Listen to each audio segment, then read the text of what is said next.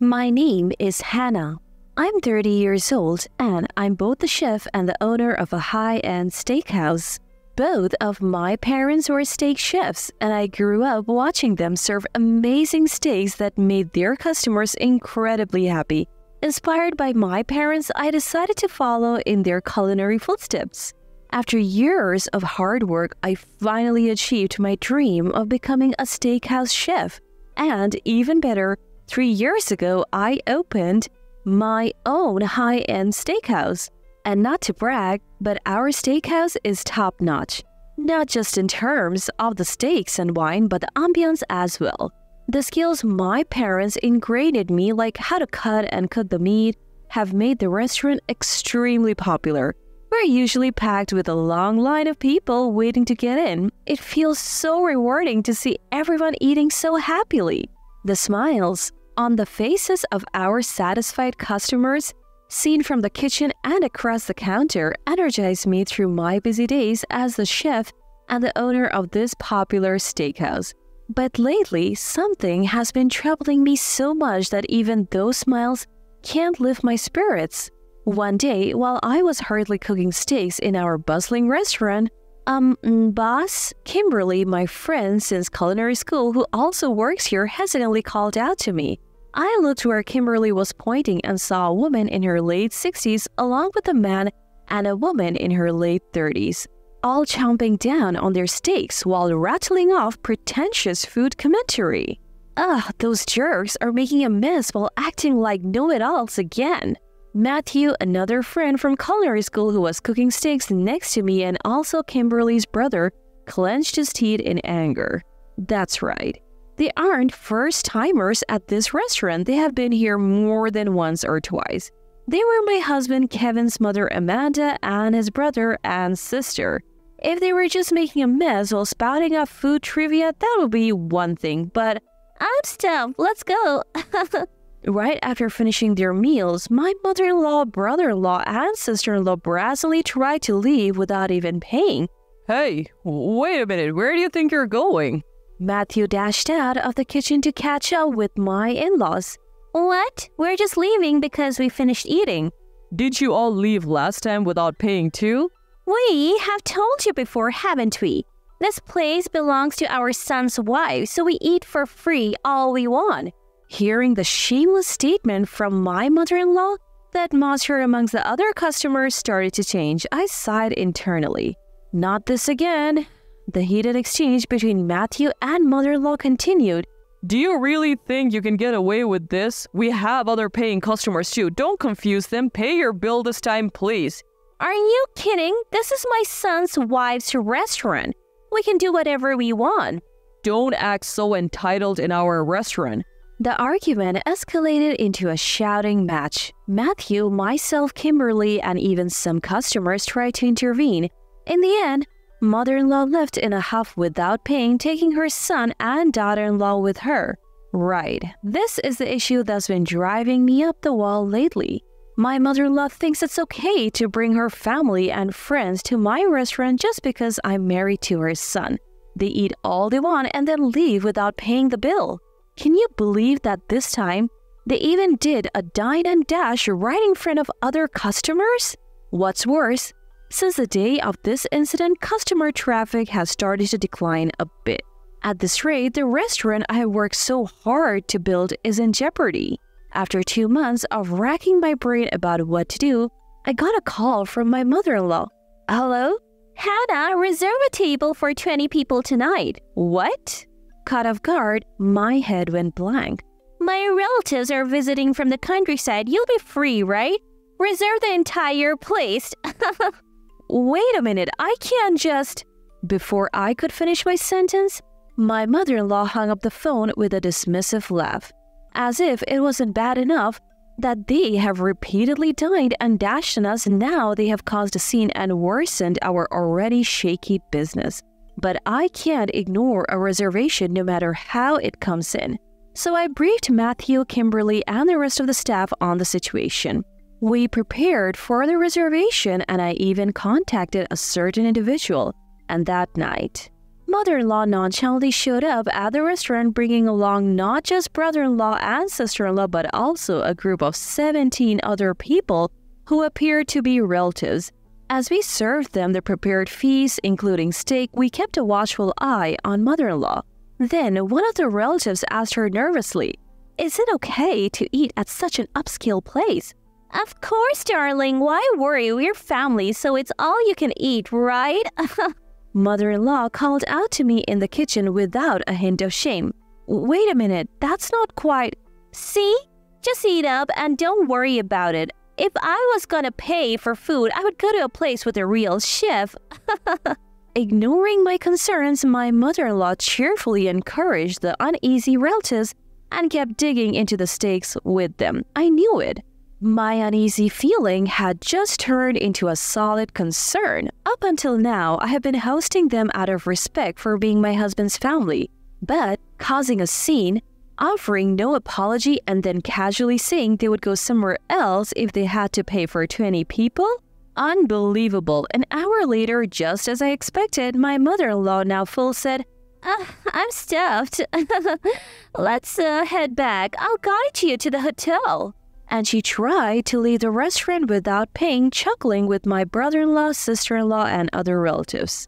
I couldn't let this slide. Matthew, Kimberly, and I blocked their path. "Wait a minute. If you're leaving after eating, you need to settle the bill," I said firmly, glaring at her. She brushed it off with a smile. "What are you talking about? Oh, we're family." "And your point is?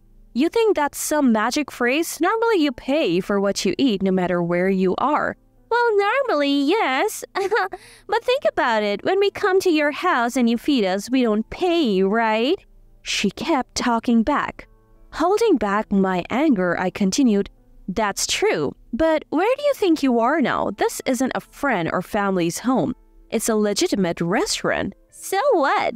Whether it's a shop or not, it doesn't change the fact that it's my daughter-in-law's place. Charging money just because the location is different makes no sense." Even as the relatives tried to intervene, seeing her completely condescending expression, she showed no signs of changing her attitude. As everyone, Matthew, Kimberly, and even the other staff members grew angry, I decided it was time to reveal a truth I had been hiding. "Amanda, clearly you're not listening. Do you know that right now I'm single?" At this, mother-in-law's laughter stopped and her face formed 3 circles, one with her eyes and one with her mouth. Brother-in-law, sister-in-law, and the relatives did the same. However, a few seconds later, mother-in-law burst out laughing again. "What are you even talking about? There is no way Kevin would divorce me without telling me." "It's no lie. We are really divorcing, which means you and I are no longer part of the family." "Huh? Then why didn't Kevin say anything until now?" Exactly. Kevin, my now ex-husband, hadn't informed mother-in-law of this fact. During dinner earlier, mother-in-law had been complaining about not receiving any messages from her son. Well, Kevin didn't want to contact you because you two don't get along. He even told me not to say anything when we were divorcing. He said he would tell you when the time is right. What? At this, both brother-in-law and sister-in-law along with the relatives were visibly disturbed. That is when Matthew seized the opportunity to speak up. That said, your bill comes to $3,000 for all 20 of you. At the mention of $3,000, mother-in-law and the relatives were stunned, a wave of shock spreading among them. What? There's no way we can pay that on the spot. Why is it $3,000 for a steak dinner that we could have had at home? The nerve. If anyone should stop, it's you. Plus, our steaks are not the kind you eat at home. We source the meat every morning and maintain it at the right temperature. $3,000 for that? The mother-in-law tried to laugh it off with a malicious smile, but the relatives gave her awkward glances in return. Increasingly exasperated with my ex-mother-in-law, Matthew, followed by Kimberly, finally speaks up. As the manager said, we are a steakhouse. We don't offer all-you-can-eat or drink specials. Plus, our prices per item aren't cheap. Right. If you're going to stuff your face like that, it's obvious the bill would come to $3,000. Hearing both of them, the relatives turned on mother-in-law with a unified aggressive stance. What's going on here? You said something different earlier. You told us you settled things with the manager, so we didn't need to bring any money. I only brought enough for transportation to the hotel, one mumbled among other complaints. Faced with their collective ire, mother-in-law panicked. Then she inexplicably grew angry at my anger. How dare you shame me in front of all these relatives? Should I sue you for defamation? Be my guest, but before that, we will report you for dine and dashing, and we will also discuss your prior offenses as fraudulent consumer behavior. What did you just say?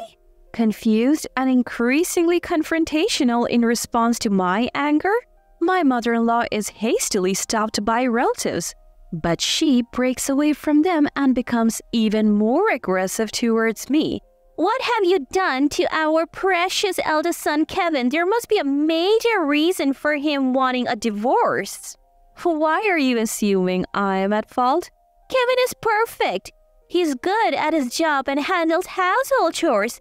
I can't forgive this. You're paying the bill as alimony. This ludicrous claim left not just me but also the restaurant staff dumbfounded. What nonsense is this middle-aged woman spouting?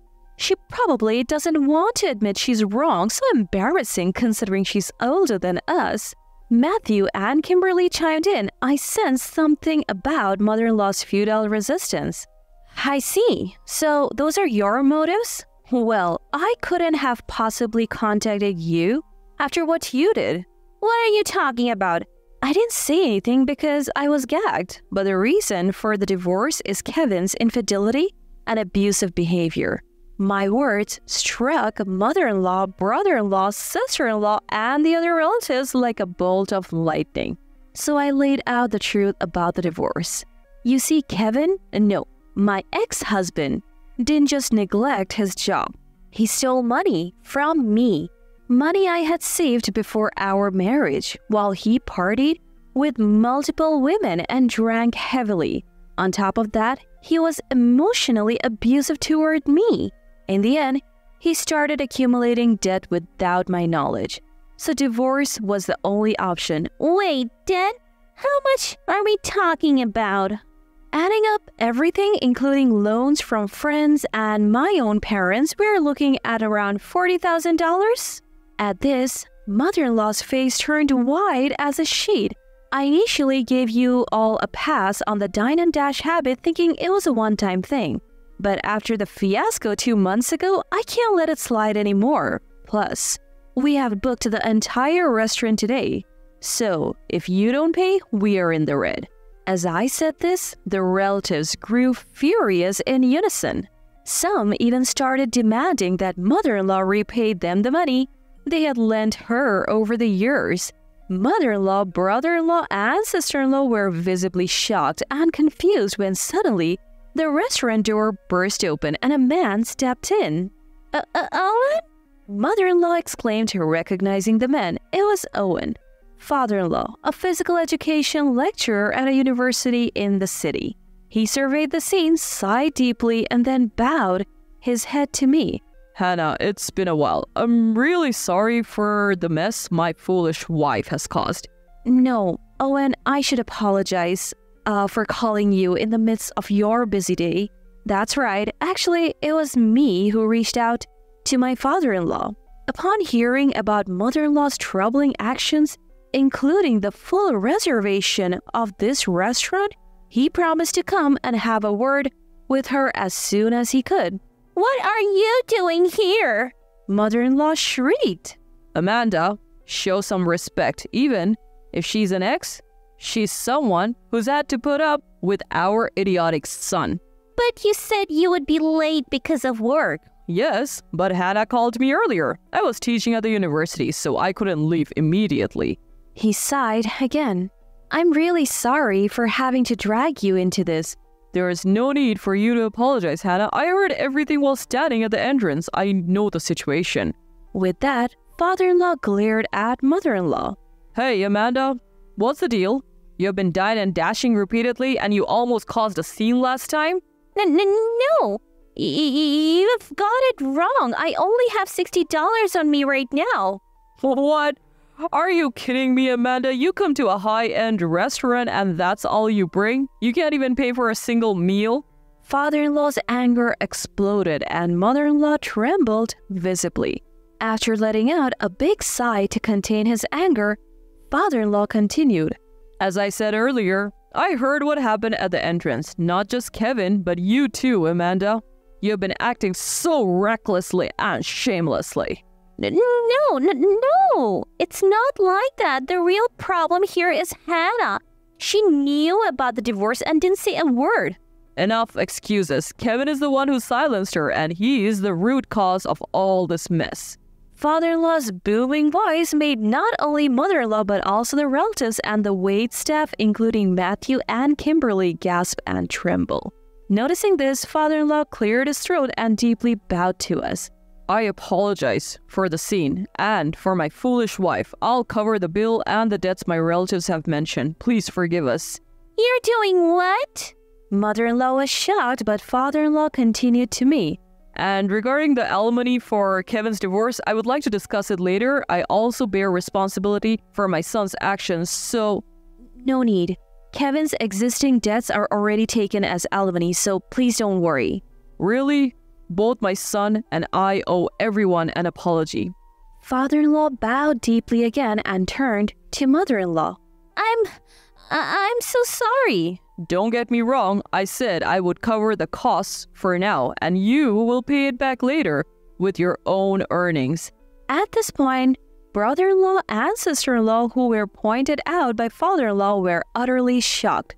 Father-in-law declared that if they had been dine and dashing along with mother-in-law, they were equally guilty. He cut off all ties with mother-in-law, brother-in-law, and sister-in-law on that very day.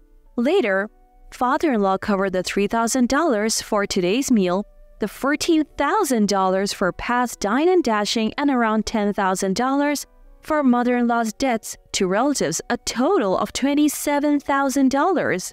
Apparently, part of mother-in-law's debts was due to dine and dashing at my restaurant, but it was later revealed that she had also been financially supporting a younger man.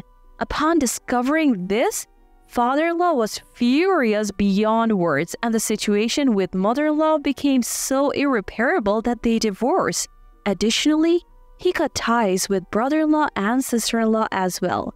And so, the ousted trio, mother-in-law, brother-in-law, and sister-in-law, moved into a cheap apartment in the city.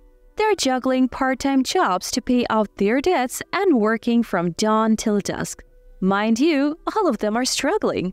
Mother-in-law, who has always been a housewife, along with brother-in-law and sister-in-law who relied solely on father-in-law's income despite having college degrees, are all finding it hard to adapt to their first jobs. They're getting yelled at by younger bosses and colleagues almost every day. On the flip side, things are looking up for me, including this recent episode. Relatives and friends who used to come with mother-in-law are now visiting on their own, and guess what? They're actually paying for their meals. They're genuinely thrilled with the high quality of the food and service. So as much as I thank mother-in-law for this one silver lining, the smiles of these satisfied customers keep me, Matthew, Kimberly, and the rest of the staff going strong.